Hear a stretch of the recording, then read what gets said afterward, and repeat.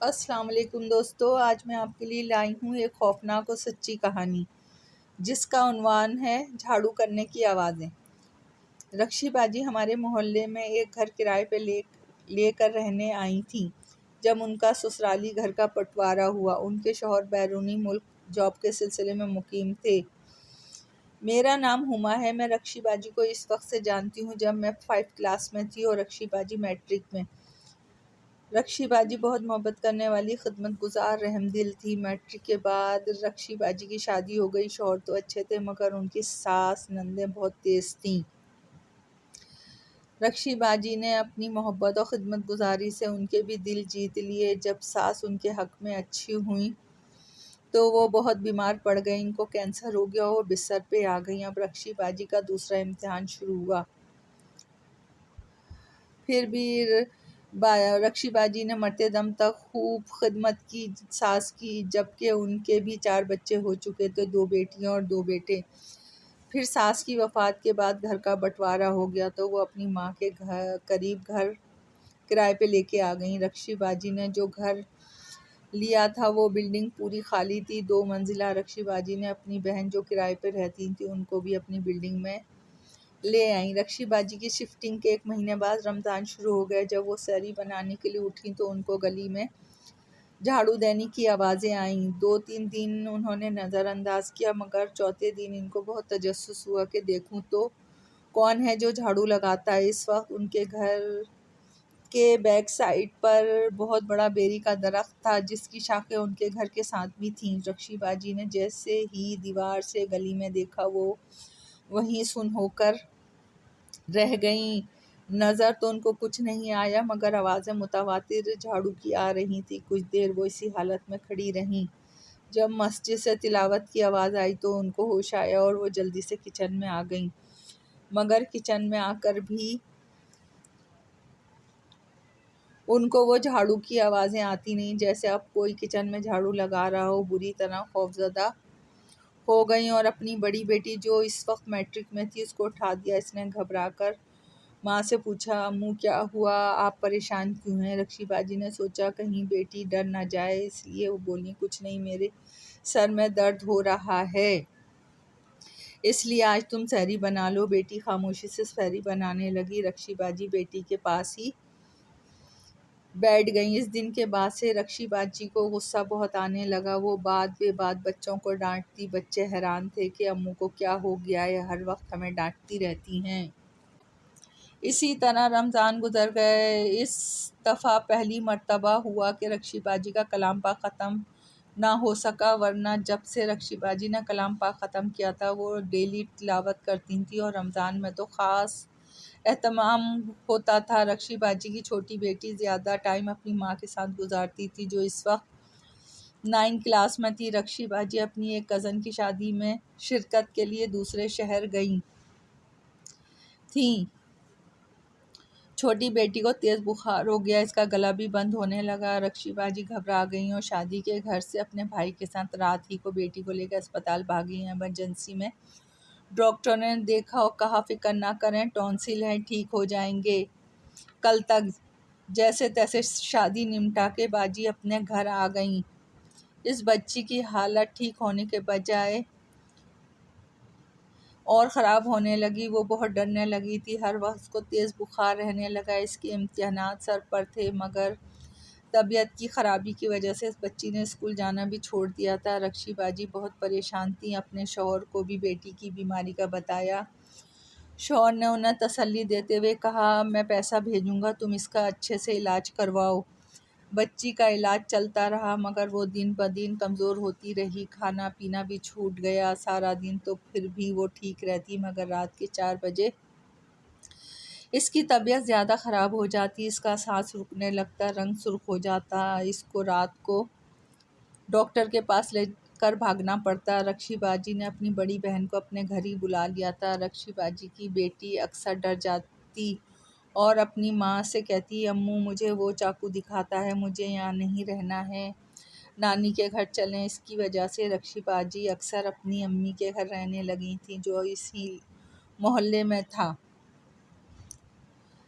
एक दिन रक्षी बाजी उनकी बेटी की तबीयत बहुत ख़राब थी, इसे सांस नहीं आ रहा था। रक्षी बाजी की बहन जल्दी से अपनी चादर जो दीवार पे पड़ी थी उसे उठाने गई ताकि अस्पताल जाया जाए। जैसे ही उन्होंने अपनी चादर पकड़ी, उन्हें ऐसा लगा जैसे इंतहाई सर्द हाथ ने उनका हाथ पकड़ लिया है। वो मुश्किल से हाथ छुड़ाकर अंदर कमरे में भागी। इनकी हालत देख के रक्षी बाजी ने पूछा, आपा क्या हुआ? आपा की ज़बान से अल्फाज नहीं निकल रहे थे, उनका मुंह भी टेढ़ा हो गया था। बहुत देर बाद वो ठीक हुई तो उन्होंने सारा माजरा सुनाया। घर में अब कांच के बर्तन टूटने की भी आवाज़ें आने लगी थी, मगर कोई बर्तन टूटा हुआ नहीं होता था। इस तरह कुछ अरसा गुजर गया। बच्ची को शहर के सबसे बड़े अस्पताल में दाखिल कर दिया गया। डॉक्टरों ने सारे टेस्ट कर लिए मगर कोई वजह सामने नहीं आई। एक दिन रक्षी बाजी की पुरानी पड़ोसन उनसे मिलने आई। वो बच्ची को देख कर हैरान रह गई। वो बोली, रक्षी, तुमने इसे किसी आलिम को दिखाया है? रक्षी बाजी के घर में इस बात को कोई नहीं मानता तो बोली, नहीं, बस घर ही में दम कर लेते हैं। पड़ोसन ने कहा, मैं एक बहुत अच्छे आलिम को जानती हूँ, तुम मेरे साथ उनके पास चलो। रक्षी बाजी फ़ौरन राज़ी हो गई। उसके साथ आलिम साहब के आस्थाने में चली गई। आलिम साहब के आस्थाने पर बहुत रश था, मुश्किल से नंबर आया। रक्षी बाजी ने सारी बात आलिम साहब को बताई। आलिम साहब खामोशी से रक्षी बाजी की बातें सुनते रहे। कुछ देर के बाद आलिम साहब बोले, बहन, आप बच्ची की पहनी हुई कोई कमीज़ ले आएँ, मैं इस पर अमल करके बताऊंगा। दूसरे दिन आलिम साहब को बच्ची की कमीज़ पहुंचा दी गई। 2 दिन बाद आलिम साहब ने रक्षी बाजी को बुलाया और उनसे कहा कि ये एक बहुत ही गंदा हिंदू खबीस जिन है। आपने बहुत देर कर दी है मेरे पास आने में, मगर आप अल्लाह पे भरोसा रखें, बच्ची ठीक हो जाएगी। आलिम साहब ने एक मिट्टी का चिराग दिया। बोले, इसे हर वक्त एक अंधेरी जगह पे जला के रखना, ख्याल रहे बुझने ना पाए। घर आकर रक्षी बाजी ने चिराग स्टोर में जला दिया जहां हवा का गुजर नहीं था। बच्ची अब आईसीयू में चली गई थी। मैं आज रक्षी बाजी हर वक्त बच्ची के पास रहती थी। एक दिन रक्षी बाजी की बहन ने उनसे कहा कि तुम घर चली जाओ, थोड़ा आराम कर लो, मैं आज रात इसके पास रहूँगी। दरअसल डॉक्टरों ने बच्ची को 1-2 दिन का टाइम दे दिया था। रक्षी बाजी घर आई, चिराग को जाकर देखा, वो अभी जल रहा था। वो मुतमईन होके थोड़ी देर उनकी आंख लग गई। ख्वाब में देखा कि चिराग को एक हवा के तेज़ झोंके ने बुझा दिया। वो हड़बड़ा कर उठ गईं और स्टोर की तरफ भागीं। चिराग वाकई बुझ चुका था। वो हाय अल्लाह कह के अपने सीने पे हाथ रख के बैठ गईं। सब घर वाले रक्षी बाजी की तरफ दौड़े। अम्मू, क्या हुआ? बड़ी बेटी ने पूछा। वो मेरी बच्ची को ले गया। इतने में फ़ोन की घंटी बजी। रक्षी की अम्मी ने फ़ोन उठाया। रक्षी की बड़ी बहन रोते हुए, गोया हुई अम्मी, सबको इत्तला दे दें, हम बच्ची को घर लेके आ रहे हैं। घर में कोहराम मच गया। रक्षी बाजी ने ये सुना तो वो बेहोश हो गए। उन्हें होश में लाया गया। डॉक्टरों की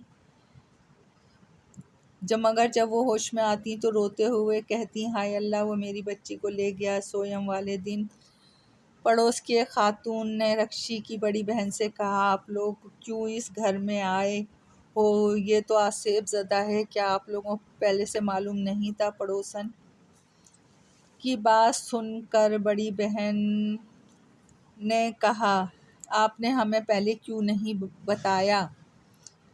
पड़ोसन बोली, बहन, हम डरते थे कहीं आप लोगों को बुरा ना लग जाए।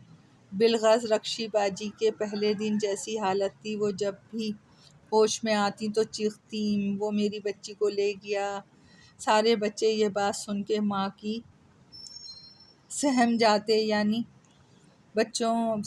बच्चों को पढ़ाने एक कारी साहब आते थे उनके घर। रक्षी के वालिद ने कारी साहब को वालदा की सारी बातें बताई तो कारी साहब बोले, बड़े साहब, आप ऐसा करें, इस घर को फ़ौरन छोड़ दें, वरना बच्ची छोटे बच्चों के जहन में एक खौफ बन के रह जाएगी।